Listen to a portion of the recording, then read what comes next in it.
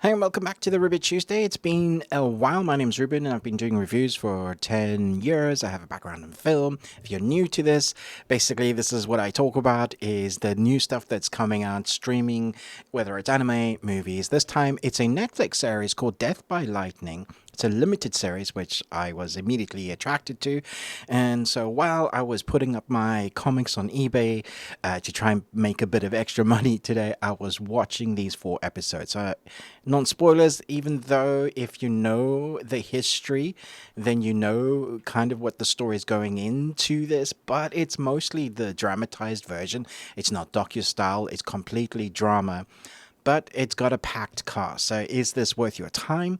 Let's talk about it. Death by Lightning dramatizes the stranger-than-fiction true story of the 20th U.S. President James Garfield and admirer Charles Gateau, who assassinated him. Michael Shannon plays President James Garfield, but we see obviously him being elected to becoming president, and it just kind of chronicles the very short moments in time that he was president, the type of man that he was. And Michael Shannon is always this kind of understated character. You see so much more playing in his face. He isn't an actor that plays loud on the screen.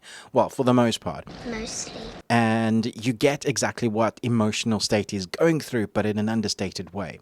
Then to complement him, we have his wife, played by Gilpin. Again, she's fantastic. She plays Crete Garfield. I like her in every scene. She plays that woman that behind every strong man, that saying is a strong woman.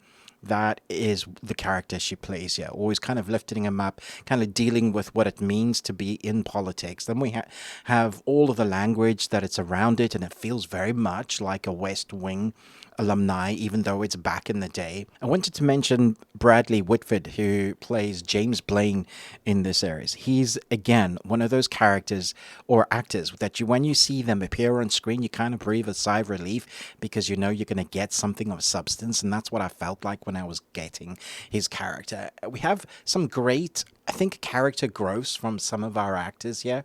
One of which is, and he's a powerhouse actor anyway, but Nick Offerman, who plays Chester Arthur here, as becoming the vice president, is a character that you sort of love to hate. Kind of showcases the dealing and the machinations of all the political nastiness that happens around all these vote systems. And back in the day, it was even worse than it is now, sort of, just, or maybe different bad. And then weaving itself into the story, we have Matthew Macfadyen, who plays Charles Gateau. This is a character that you see from the beginning, you dislike, but you sort of rooting for him to get his life together. But at every point, he seems to make terrible decisions that lead him to a place where he's eventually assassinating the president. But seeing the psyche behind that, at least dramatized, giving us a little bit of an insight as to what might have happened. Matthew Macfadyen plays this character brilliantly. He's so much fun to watch because he's so creepy in an very understated way that is very obvious. Everybody that meets him seems to know the type of person that he is, but he keeps playing those moments as if he is in the right.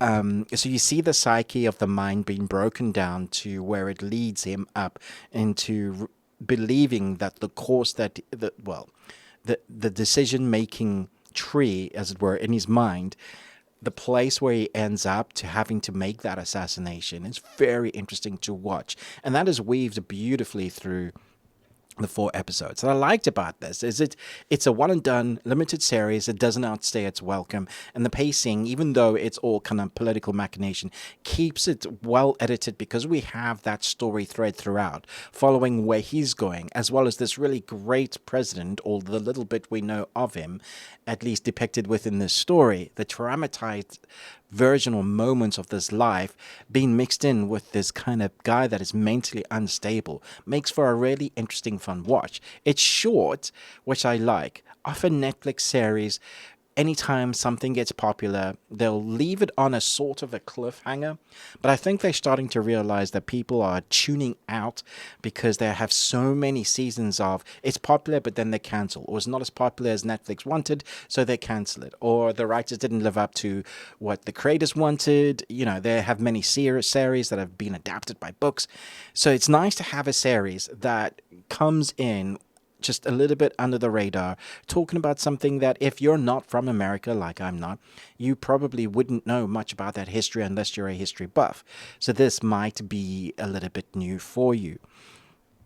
I'm sure you might have heard about the story, but do you know much about the man? The acting here is great.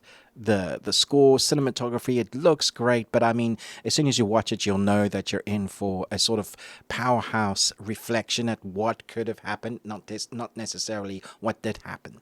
This isn't a historic documentary with professors and interviews. This is just a dramatized stories at a possibility of what we know, what could have happened. So I enjoyed it for that. I'm not going to use it as a history textbook, but the performances in this were a lot of fun. I would love to know what you think is your favorite adapted historian story, limited series, because there's tons of movies, some good, some not so great. But are there any in this wheelhouse that you thought of late that have been particularly great? I'm going to give this 3.5 Nicolas Cages out of 5. Thanks so much for watching. I know it's been a while. Been busy writing my book. Managed to finish the third one today, so that's in the works. I would love to hear your thoughts on this one. And Nick Offerman, how much do you love him and the actors in this? Thanks so much for watching, but most of all, until next time, remember, live long and Tuesday.